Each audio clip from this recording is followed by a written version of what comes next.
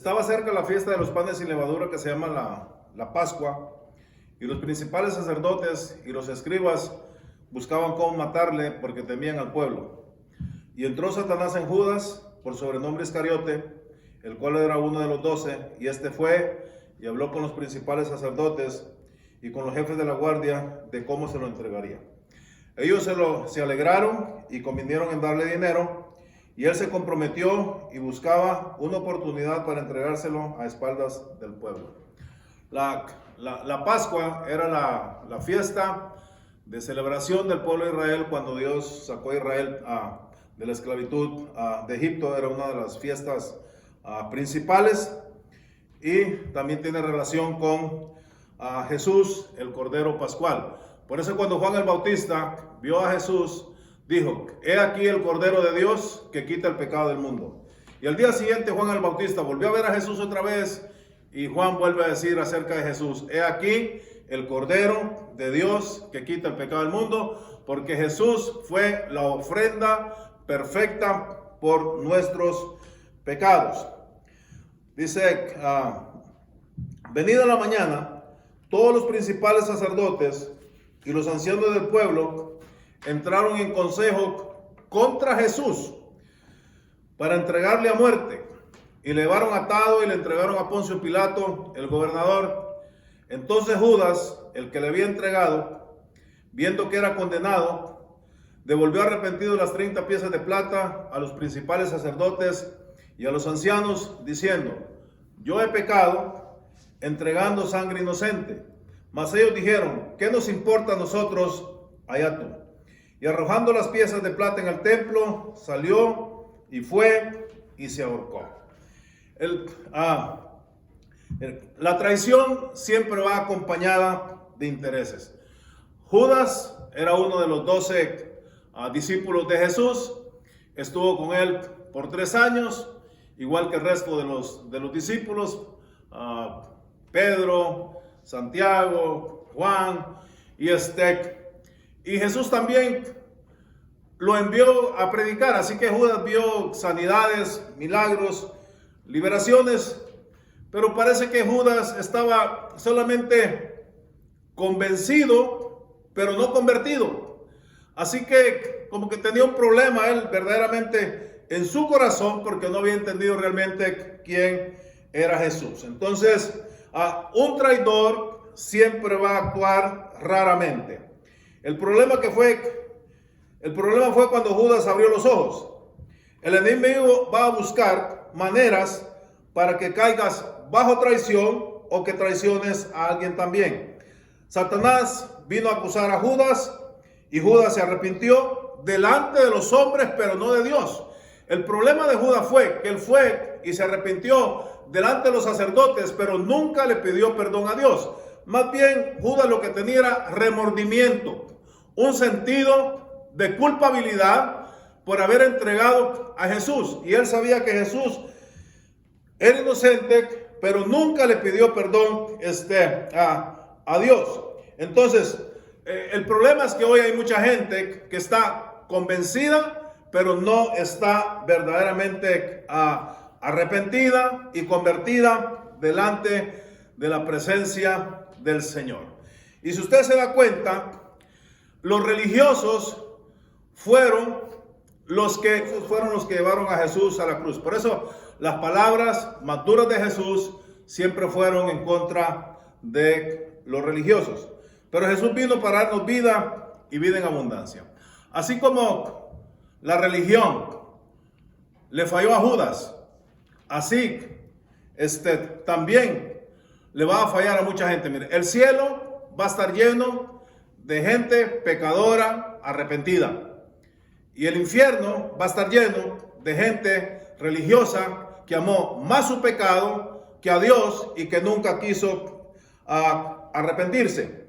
Entonces, el problema de Judas fue que él abrió una puerta a Satanás, y ese es el problema de muchos, que le abren una área de su vida al diablo, y con el diablo no se puede jugar porque vamos a salir perdiendo. Lo único que nosotros podemos hacer con el diablo es reprenderlo, en el nombre de nuestro Señor Jesucristo.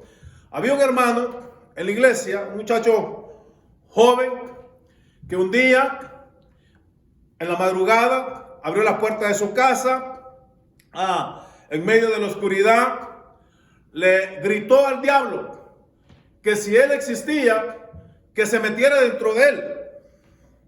Y exactamente eso fue lo que pasó con él. Un año antes de que eso sucediera, Dios me había dado un sueño donde Él me estaba bautizando con el Espíritu Santo. Entonces, un año después del sueño, yo estaba de visita en un hospital neuropsiquiátrico que se llama Federico Mora, que es el peor hospital neuropsiquiátrico de toda Latinoamérica.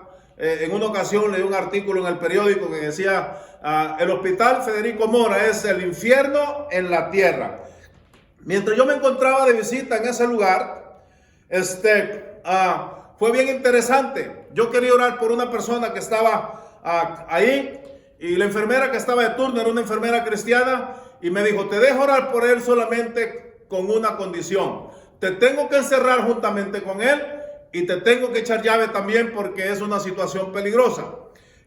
Yo andaba con un amigo mío, Mario, y nos pusimos de acuerdo, le dijimos que estaba bien, entramos al cuarto para orar por la persona, y lo más interesante de todo fue que mientras estaba orando por esa persona dentro del hospital, ¿verdad? De ese neuropsiquiátrico, comúnmente conocido como un hospital de locos, el Señor me bautizó con el Espíritu Santo, con la evidencia de hablar en otras lenguas, en medio de todo ese hospital, en medio de toda esa gente que estaba ahí en esa situación.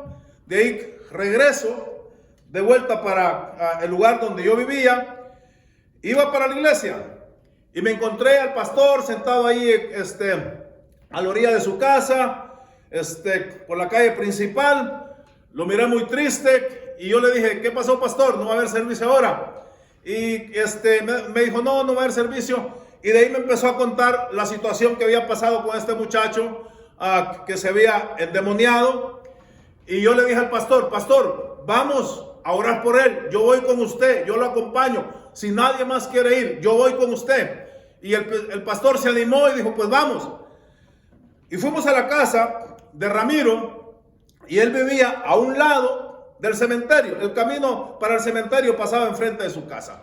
Así que llegamos a su casa, no había electricidad, estaba oscuro. El muchacho estaba acostado en un catre con un pañuelo colorado amarrado en la cabeza. Entramos despacito al cuarto donde él estaba, impusimos manos sobre él, reprendimos el demonio en el nombre de Jesús. El muchacho pegó un brinco del catre y salió corriendo y gritando y se metió al cementerio y se fue.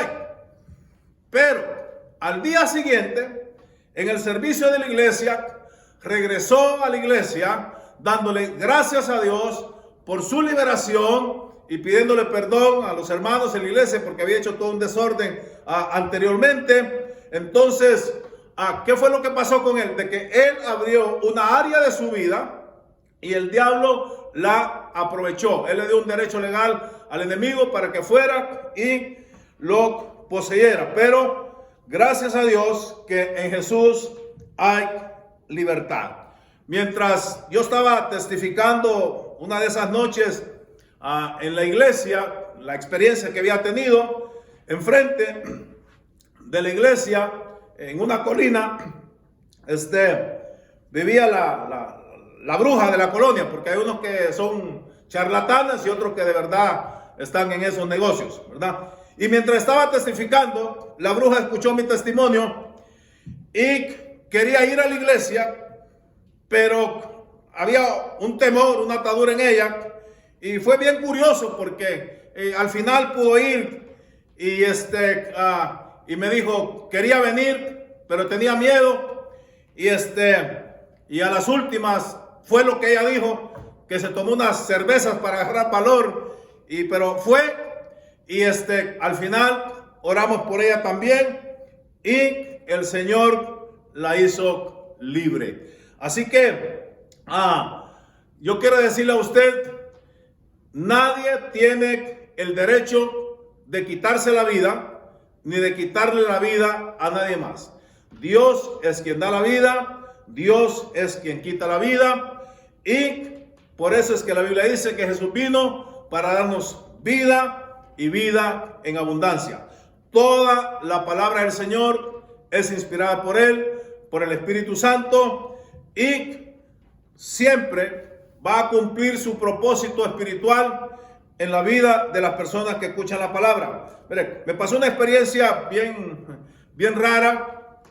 Me invitaron a predicar a un funeral y yo le estaba preguntando al Señor, o sea, sobre qué voy a hablar, sobre qué voy a predicar. Es un funeral y el Señor me dijo, habla acerca de cuando Judas fue y se ahorcó.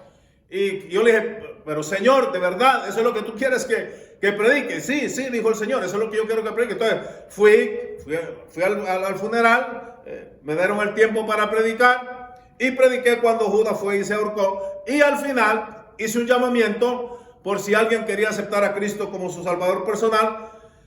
Y pasó un joven y me dijo que quería aceptar a Cristo como Salvador personal. Y ya después nos quedamos platicando. Y luego me dijo que hacía tres días que el diablo le había estado diciendo constantemente que se ahorcara. Tiró el lazo sobre la viga de su casa, se paró sobre la silla, pero había una voz dentro de él que le decía que no lo hiciera. ¿Sabe por qué? Porque Dios conoce el pasado, el presente y el futuro, y Dios quería darle una oportunidad a este muchacho para aceptar a Cristo como Salvador personal y que no se perdiera para siempre y se fuera al infierno. Así que lo mejor que nosotros podemos hacer en esta vida, la mejor decisión que nosotros podemos tomar en esta vida, mientras estamos vivos y podemos decidir, es aceptar a Jesucristo como nuestro Salvador personal. Si usted no ha aceptado a Cristo como su Salvador personal, en sus propias palabras, donde usted esté viendo este video, arrepiéntase de sus pecados, pídale a Jesús que venga a su corazón, acéptelo como el Señor, el Salvador y el libertador de su vida, y su vida va a cambiar y usted va a pasar a formar parte de la familia de Dios. Así que Dios me lo bendiga. Esperamos poder estar aquí con ustedes el próximo domingo y que tenga una semana de bendición y ya bendiciones. Amén.